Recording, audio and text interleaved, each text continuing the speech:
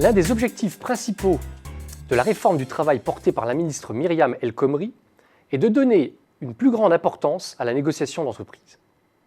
Ce projet de loi s'inscrit dans la continuité d'une tendance amorcée par les lois Auroux de 1982, celle de la décentralisation de la négociation collective en encourageant le développement du dialogue social dans les entreprises. L'idée sous-jacente est de considérer que certaines règles du droit du travail ne doivent plus être fixées par l'État, mais qu'elles doivent être élaborées conjointement par les syndicats et les employeurs au niveau des entreprises, comme c'est le cas aux États-Unis par exemple. Négocier en entreprise, pourquoi pas? En effet, avoir des règles du jeu fixées au plus près des salariés et des besoins des entreprises devrait permettre de produire des règles à la fois plus efficaces et plus légitimes. Cependant, nombreux sont ceux qui s'opposent à une telle réforme de la négociation collective. Et cela pour au moins deux raisons principales. Tout d'abord, dans un contexte marqué par un taux de chômage élevé, de plus en plus de négociations d'entreprise servent avant tout à imposer aux salariés des sacrifices en échange de la promesse par les directions d'entreprise de maintenir l'emploi.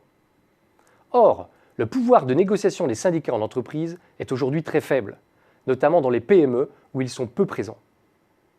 Dès lors, certains ont le sentiment que les salariés vont se retrouver affaiblis dans la négociation et risquent d'avoir moins de chances de se défendre.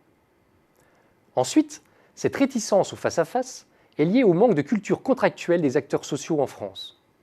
En effet, chaque partie en présence a une forte réticence à s'engager sur des accords qui résultent de compromis. D'une part, la faiblesse de la présence syndicale rend peu crédibles les promesses ou les menaces des syndicats.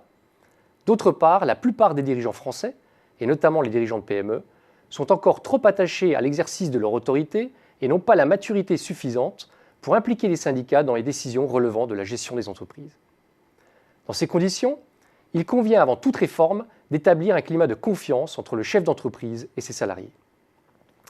Cela pose la question de la loyauté de la négociation, du partage de l'information et de la capacité des militants à être formés pour appréhender tous les sujets de la négociation qui sont de plus en plus techniques. Une telle réflexion devrait précéder toute réforme visant à renforcer le rôle de la négociation collective au niveau des entreprises.